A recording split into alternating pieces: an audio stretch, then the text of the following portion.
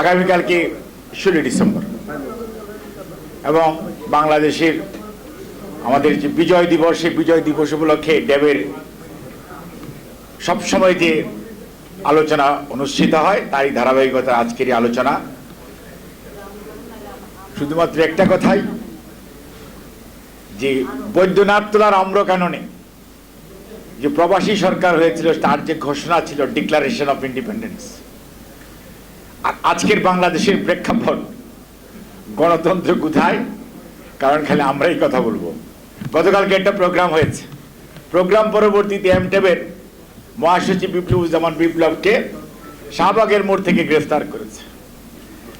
বিপ্লবকে টেক্সটাইল ইঞ্জিনিয়ার্সের যুগ্ম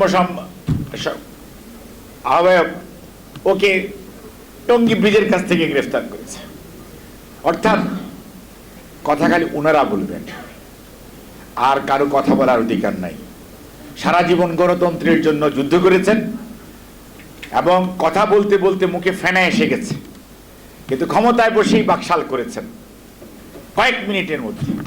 আবার একই কায়দায় এখন ভিন্ন লেবাসে বাকশাল 2 যেটা নাম দিয়েছে আসিফ নজরুল সাহেব, সেটি বাস্তবায়নের জন্য ওনারা উঠে পড়ে লেগেছেন।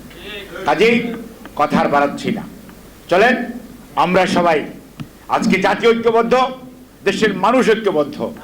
আজকে খালি বানরের পিঠা ভাগাভাগি হচ্ছে, কিন্তু দেশের মানুষ এটার মধ্যে অংশীদার নয়।